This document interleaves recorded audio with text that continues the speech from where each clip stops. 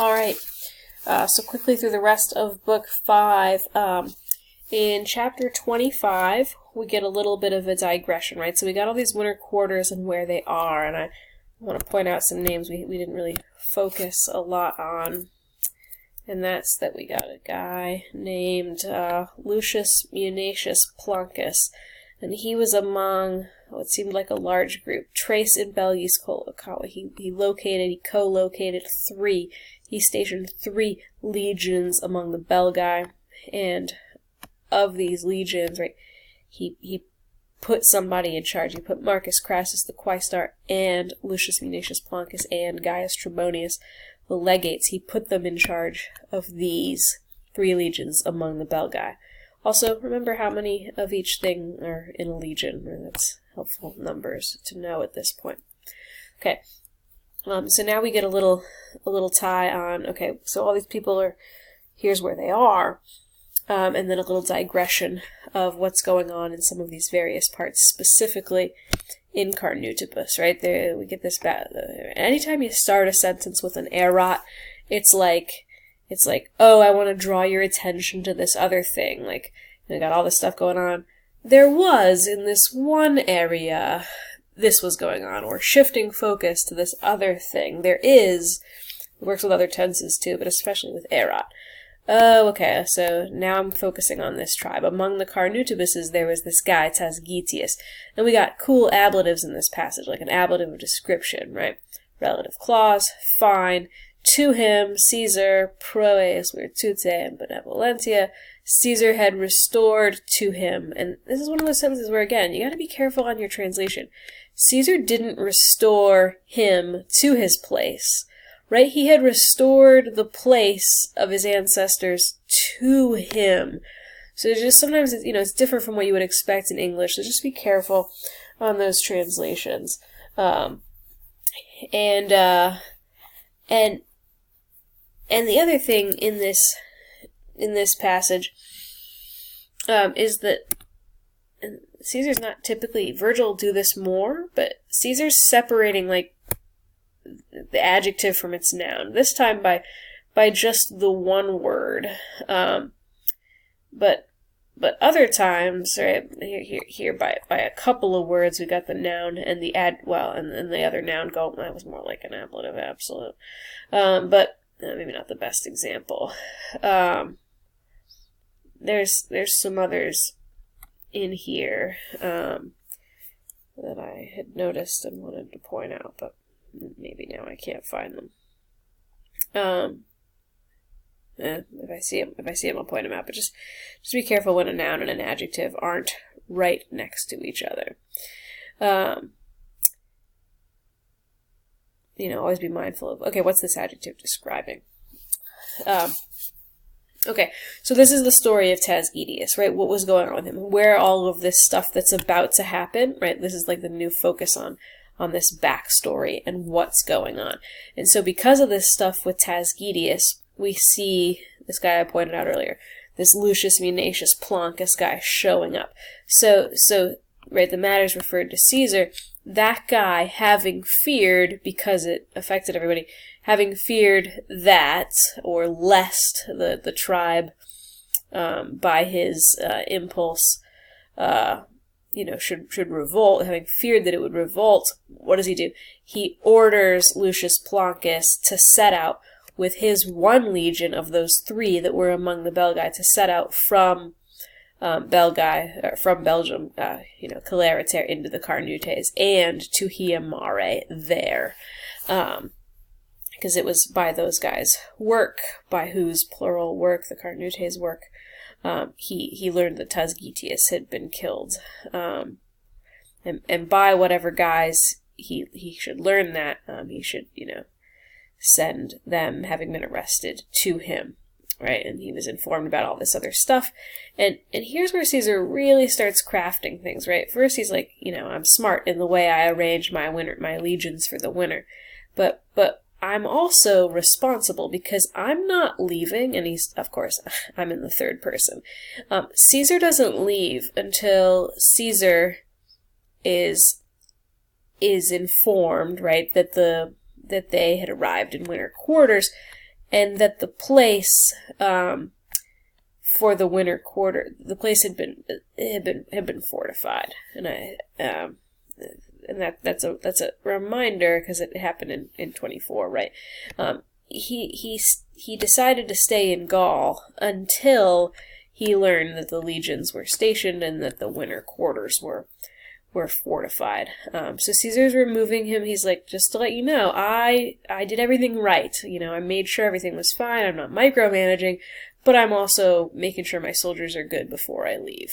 Okay, so he's beginning to craft this picture of how it all went down and how he's blameless in all of that.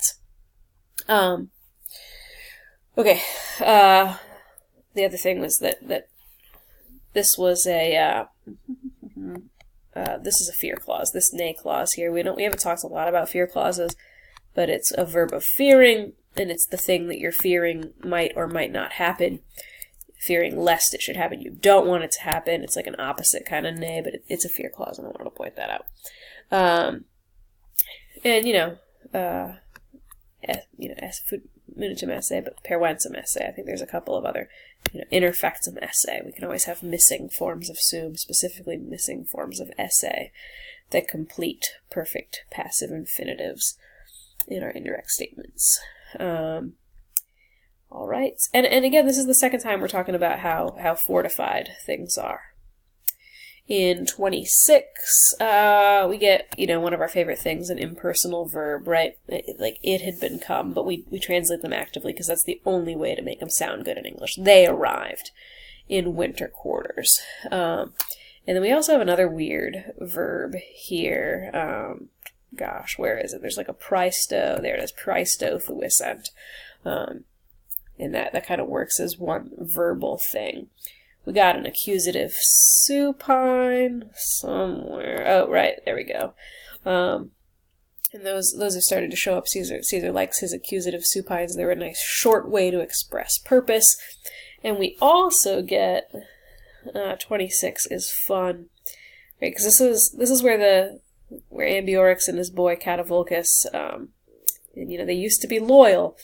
But this is where they come with a magna manu, with a big band. They came to attack the camp. And our guys climbed the wall, and they were able to hold it off with the cavalry, and everything was fine. And just a fun reminder. This is the first time they shouted. Maybe it's the second time. Gosh, I'd have to look back at book 4. It might have happened in book 4. But we get that whole, as is their custom. They shouted in their custom. And we also get this uti in place of ut, just like to point those out. Because sometimes uti is a form of the verb utor uti, but a lot of times uti is a form of ut. Just keep that in mind. And they're like, come talk to us. We attacked you, but we want somebody to chat, right? And then we get into the heart of the Ambiorix matter, when first our boys go to chat with him. And we've read 27 a lot. There's a video here for it.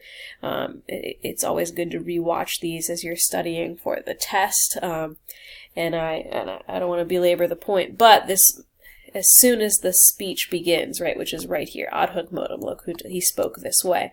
We're looking for those, I know you hate it, those pieces of candy, right? When you have an accusative and infinitive, you're in the main part of the speech, and when you have other kinds of verbs, you're in subordinate clauses within that speech, right? And Ambiorix is a really smooth talker. He's a very sophisticated talker. His speech is like a Caesar sandwich. It's like, oh, I owe some stuff to Caesar. Here's the things that Caesar did. I'm just this humble guy. None of this is my fault. Again, Caesar's, Gauls can't say no to Gauls. One of my favorite, Gallos, Gallis, one of my favorite rhetorical devices where you use a couple different forms of the same thing, right? A little polyptoton, and then Caesar sandwich ending with Caesar, right? Like he's done his part. He's satisfied what he owes to Caesar, and now here's what he needs for himself. the Germans are crossing, and this is going to work out for all of us. If you guys leave here, and it's up to you, right? The plan is yours. Whether you want to leave, I'm going to be relieved of the burden of winter quarters. And again, sorry, this is really where the Caesar sandwich ends. Right? I'm giving thanks, and I'm giving thanks to Caesar, right? Because my tribe is lightened of the winter quarters, and I'm giving thanks to Caesar, and then he leaves. So I wanted to point that out.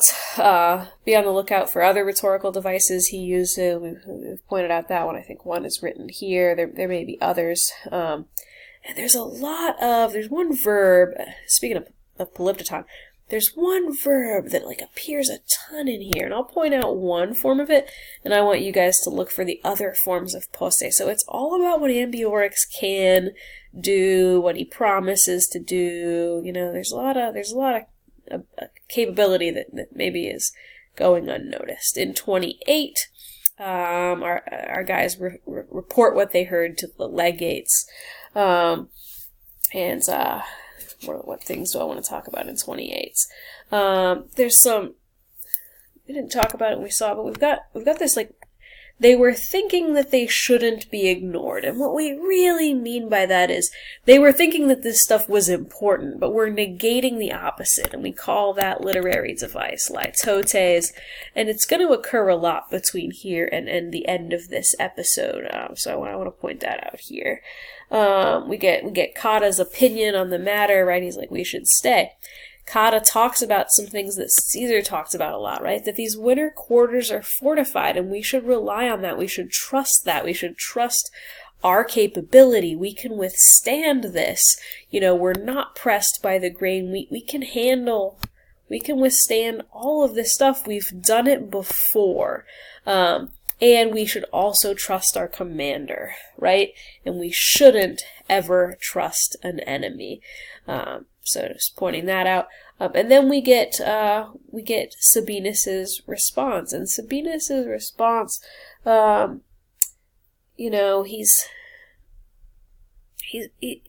he talks a tough game, it really sounds like Sabinus is scared here in 529. And that he's, sometimes it's good to think the way your enemy would think. But Ambiorix seems to trust the enemy more than he trusts the capabilities of the Romans. He's misunderstanding, or he's looking at it from the enemy's perspective, but not in a good way. And the whole thing ends. Look at the word, right? Hey, if we don't have a present danger, we gotta fear famine. Famine must be feared, and feared is the last word here in his speech before Cotta comes back, right, while it's being resisted by Cotta and these other guys, and then Sabinus begins again, right, with his second retort, right, fine, have it your way. But again, all of this stuff is founded on his fear of famine and his fear of dying, and there it is again, right, there's famine again, and they're gonna die, so worth pointing out there. In 31, we get the end of the debate, and we know where it's going, right? Another impersonal verb. It is gotten up together from the council. We could say they get up together. We can make that active. We get a nice, a sad but nice. I think this is in 31. Superat sententia Sabini, a really nice alliteration, though it's sad. I think there's some other alliterations in here as well. And there's a lot of foreshadowing, right? We're spending the night with watches, and we're what can we bring with us, and what are we cogarettered to do here? And there's languore, and the periculum is auge hotard here, and we're setting out as if we're persuaded by an amicissimo homine, but really that's not the case, and so we're setting the stage that it is not looking well. And from a literary standpoint, what do we call this, right? We're gonna need a third parter.